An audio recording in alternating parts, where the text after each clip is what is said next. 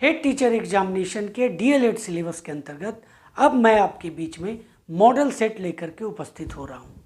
दोस्तों, model set number 1 का part 1 मैं आपके बीच में रखा हूँ, जिसमें मैंने आपके साथ 40 क्वेश्चंस शेयर किए थे।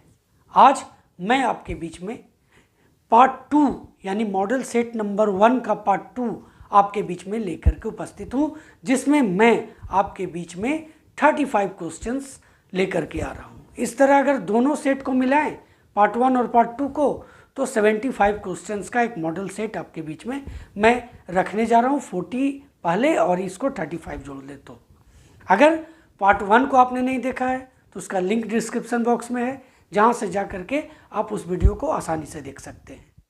दोस्तों, आज जो मैं मॉडल सेट आपके बीच में कंप्लीट करूँगा, ये फर्स्ट मॉडल का सेकेंड पार्ट 75 क्वेश्चंस जो कंप्लीट होंगे, ये जहाँ तक सिलेबस जिस टॉपिक तक ये 75 क्वेश्चंस कंप्लीट होंगे, उसके बाद जब मैं मॉडल सेट 2 लेकर के आऊँगा तो उसके आगे के टॉपिक से ये शुरू होंगे। तो 3 से 4 मॉडल सेट में पूरा सिलेबस कंप्लीट हो जाएगा। इससे क्या होगा, आपके सामने एक बहुत बड़ा क्वेश्चंस का ग्रुप होगा, जिससे आपके एग्जामिनेशन में प्रश्न पूछे जाएंगे। वो पूरे क्वेश्चंस लगभग कोशिश मैं करूंगा कि आपके बीच में रखूं और आपको पूरी तरह से कंप्लीट करवा दूं यह डीएलएड सिलेबस को। तो दोस्तों, चलिए मॉडल सेट नंबर 1 का पार्ट 2 का वीडियो शुरू करते हैं। एक एक क्वेश्चन को ध्यान से देखिएगा।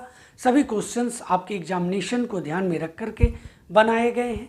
आगे बढ़ने से पहले अगर आप चैनल पर नए हैं या अभी तक चैनल को सब्सक्राइब नहीं किया है तो चैनल को सब्सक्राइब कर लें, बेल आइकन को जरूर प्रेस करें ताकि आने वाली वीडियो का नोटिफिकेशन सबसे पहले आपको मिल सके। दोस्तों, पार्ट 1 में मैंने जहां तक आपको जिस टॉपिक तक आपको बताया था, उसके आगे के टॉपिक्स मैं आपको पार्ट 2 में बताने जा रहा हूं। तो इसके अंतर्गत जो फर्स्ट क्वेश्चन है यानी 41 क्वेश्चन जो है वह है कि मारिया मोंटेसरी एक खाली जगह थी। जापानी चिकित्सक, जर्मन चिकित्सक, यूनानी चिकित्सक या इतालवी चिकित्सक। तो इसका सही जवाब है ऑप्शन नंबर डी, इतालवी चिकित्सक। दोस्तों, क्वेश्चन नंबर 42 है कि मोंटेसरी पद्धति कितने वर्ष के बीच आने वाले बच्चों के लिए उपयोगी है? 0 से 2 वर्ष, 2 से 4 वर्ष, 3 से 6 वर्ष या 5 से 8 वर्ष। तो जो सही जवाब है वो है ऑप्शन नंबर सी, 3 से 6 वर्ष। मोंटेसरी पद्धति जो है वो इतने वर्ष के बच्चों के लिए उपयोगी है।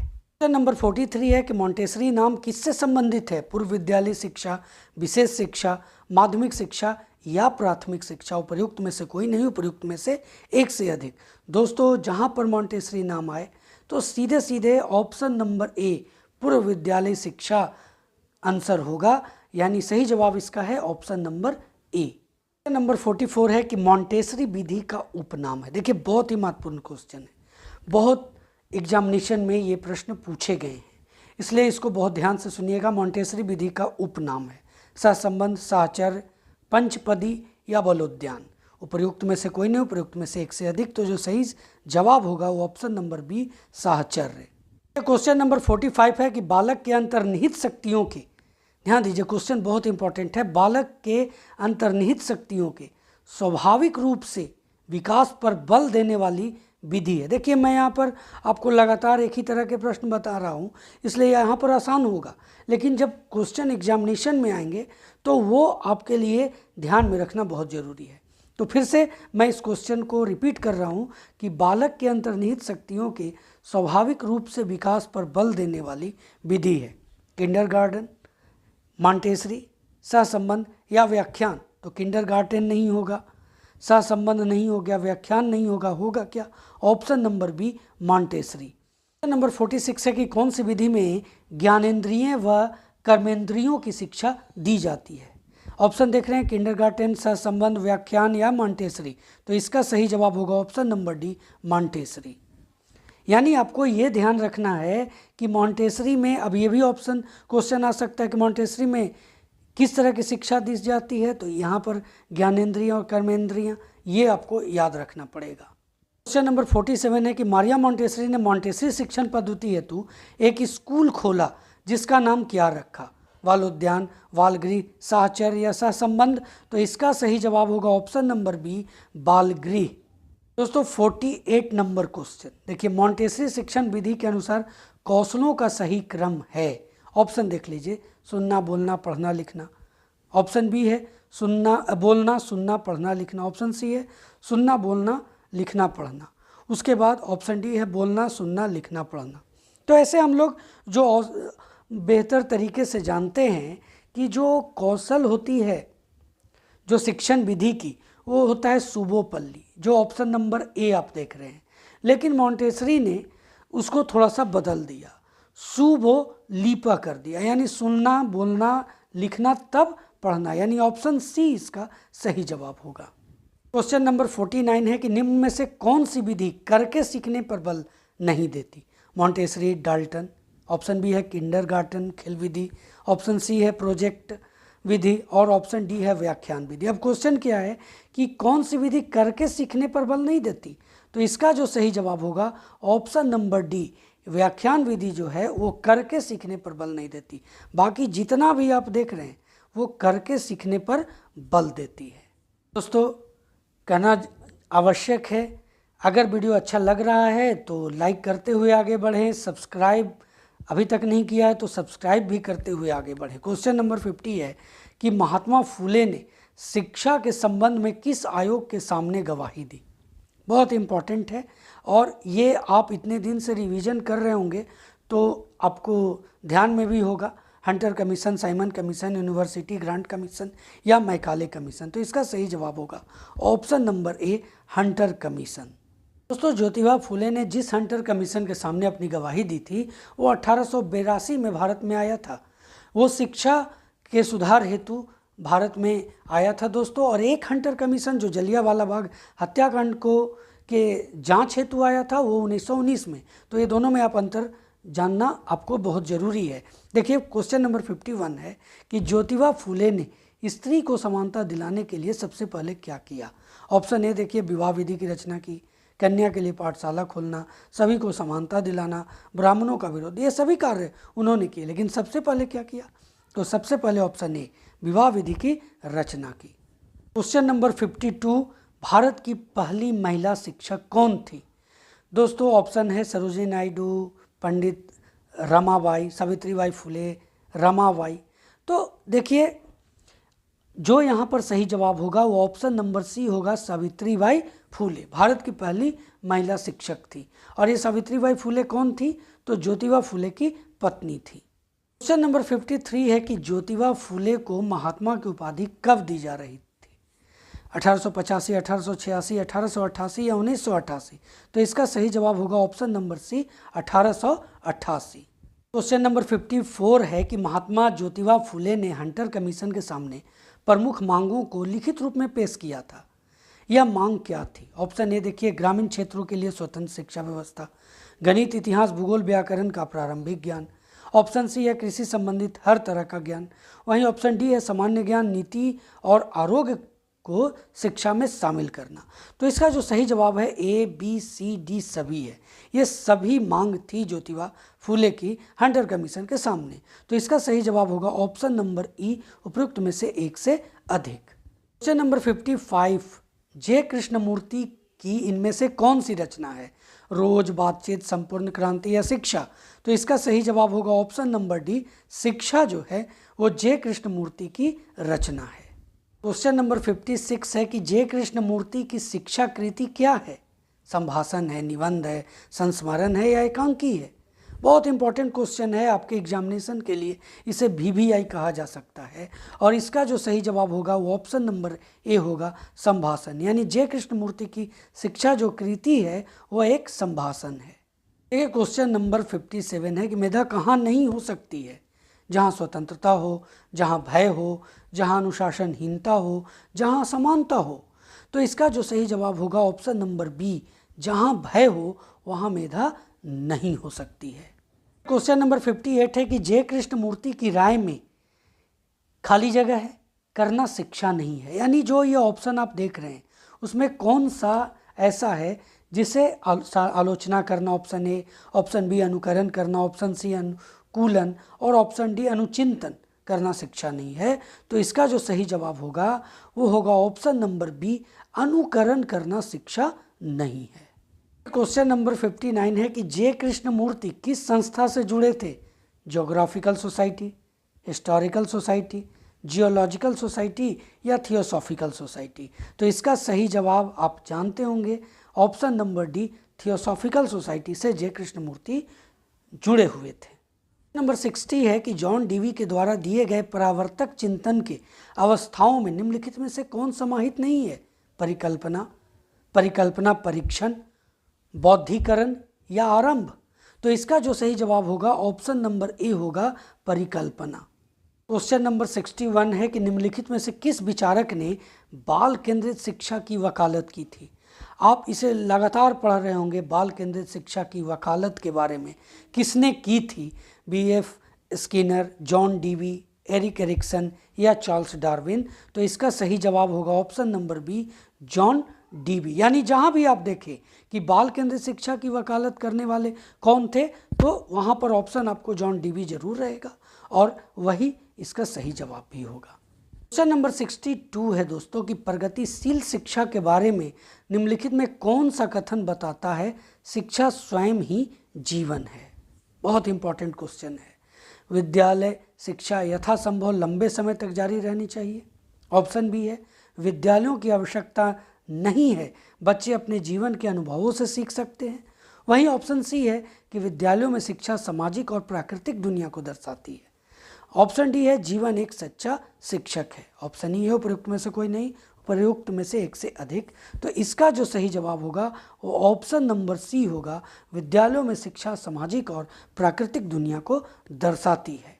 यही है प्रगतिशील शिक्षा के बारे में जो ये कथन है दोस्तों, ये बताता है शिक्षा स्वयं ही जीवन है।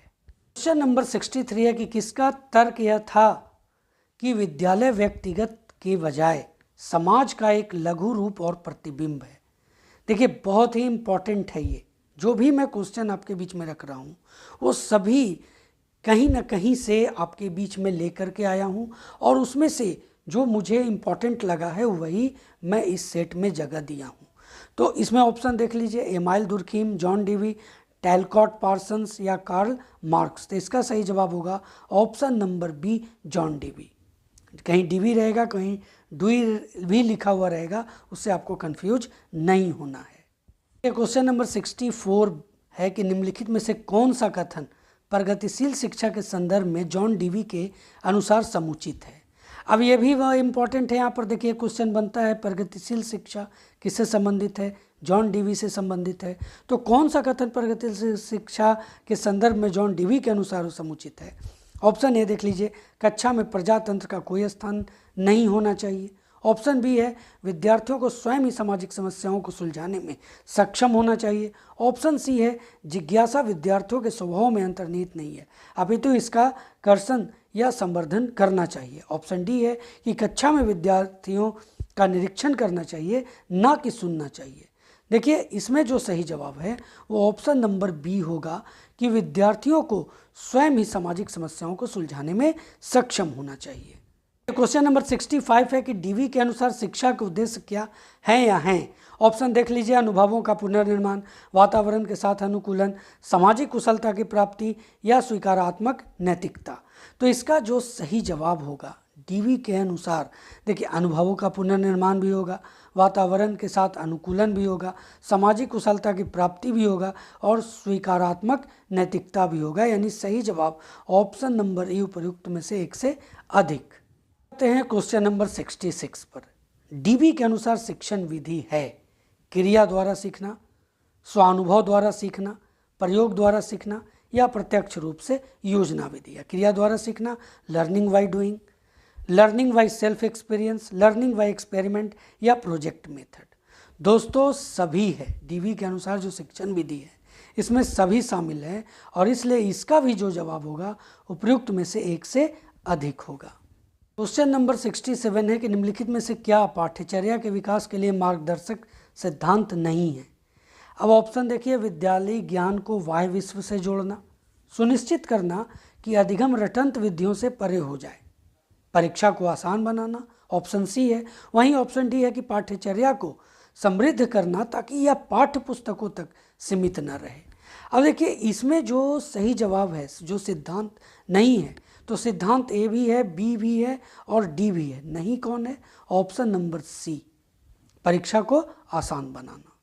क्वेश्चन नंबर 68 है कि एक शिक्षक के लिए शैक्षिक मनोविज्ञान का अधिगम आवश्यक है क्योंकि, यहाँ पर ऑप्शन देख लीजिए, शिक्षक विषय योग्यता हासिल कर सकता है। ऑप्शन बी है शिक्षण कौशल को बढ़ाया जा सकता है। ऑप्शन सी है शिक्षक शिक्षार्थी के लिए उपयुक्त अधिगम रणनीतियों की योजना बना सकता है। ऑप्शन डी है कि शिक्षक का व्यावसायिक विकास सुनिश्चित किया जा सकता है। तो इसका सही जवाब होगा ऑप्शन नंबर सी, शिक्षक शिक्षार्थियों के लिए उपयुक्त अधिगम रणनीतियों की योजना बना सकता है।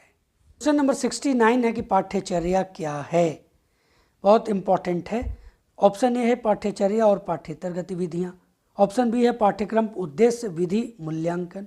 ऑप्शन सी है विषय वस्तु उद्देश्य पाठ्यक्रम कार्यक्रम अनुभव गतिविधियाँ संबंध कौशल व्यवहार। ऑप्शन डी है विद्यालय के विषय अनुभव गतिविधियाँ पारस्परिक संबंध।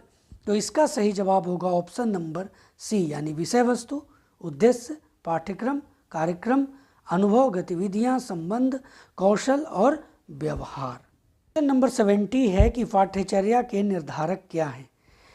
ऑप्शन ए है उद्देश्य विधि मूल्यांकन। ऑप्शन बी है बुनियादी जरूरतें सामाजिक पहलू सांस्कृतिक कारक।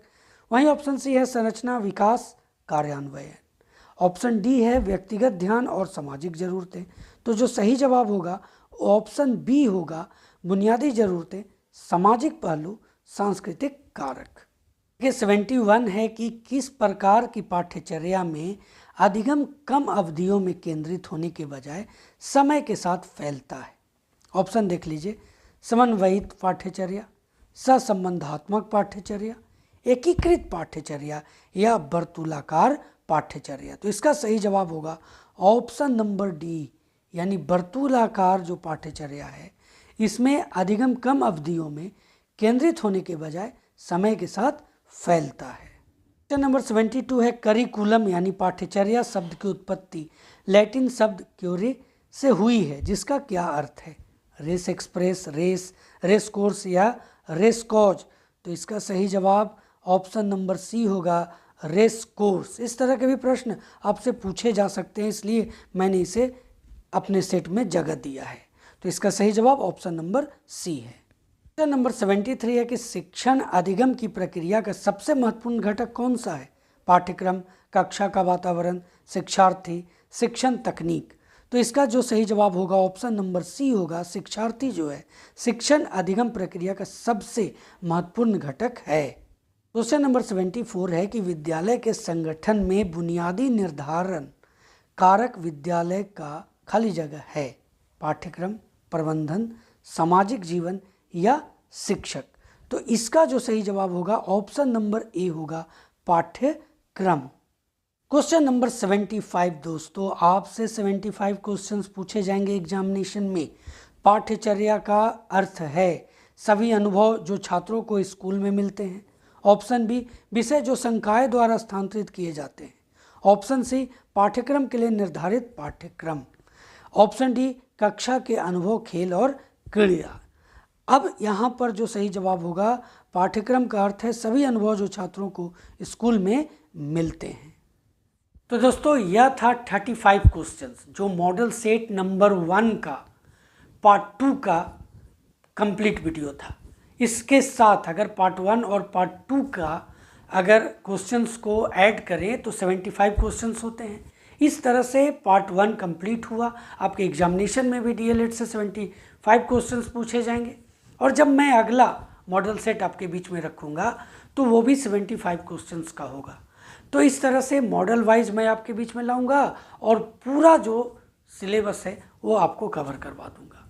दोस्तों अगला जो वीडियो होगा वो करेंट अफेयर्स से होगा, जिसमें 2 महीने का, इसके पहले भी मैंने आपको कंप्लीट करवाया है, उसके आगे के 2 महीने का जो करेंट अफेयर्स है वो मैं आपको बताऊंगा। इस तरह से 2 से 3 क्लास में ये करेंट अफेयर्स भी कंप्लीट हो जाएंगे। दोस्तों मैं एक बार फिर से आपको कहना चाहता हूँ कि इन सभी वीडियोस का आप लाभ लेना चाहते हैं तो चैनल को सब्सक्राइब करना बिल्कुल भी ना भूलें, बेल आइकन को जरूर प्रेस करें ताकि आने वाले वीडियो का नोटिफिकेशन सबसे पहले आपको मिल सके। दोस्तों अगले वीडियो तक जय हिंद।